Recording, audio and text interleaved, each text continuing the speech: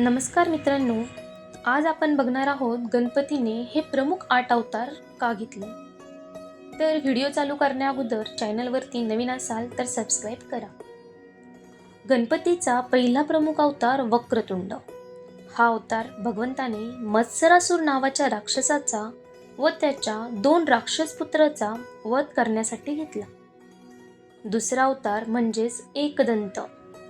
एकदा राक्षसामध्ये मद नावाचा एक शक्तिशाली राक्षस होता.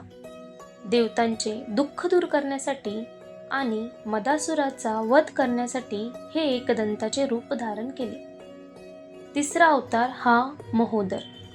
मोहासूर राक्षसाचा वध करण्यासाठी बाप्पाने हे रूप धारण केले.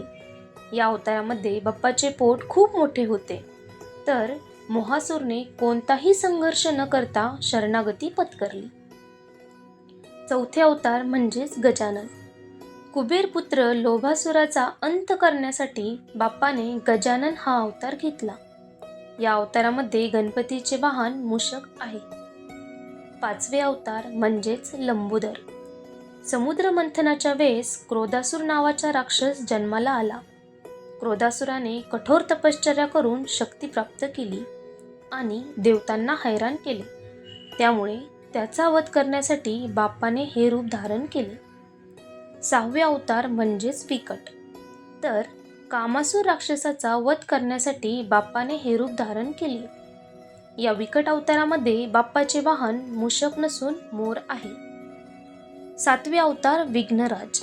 हा अवतार ममासूर राक्षसाचा वध करण्यासाठी गणेशाने घेतला होता. यामध्ये बाप्पाचे वाहन हे शेषनाग आहे. आठवे अवतार धूम्रवर्ण. हा अवतार अहंतासूर नावाचा राक्षसाचा अंत करण्यासाठी घेतला आहे आणि वाहन मूषकच आहे. म्हणजे ज्यावेळेस राक्षसाचा जन्म होणार तर त्यांचा अंत करण्यासाठी गणपती बाप्पा अवतार घेणारच. माहिती आवडल्यास चॅनलला सबस्क्राईब करा. तुम्हाला कोणता अवतार आवडला कमेंटमध्ये नक्की सांगा. गणपती बाप्पा मोरया.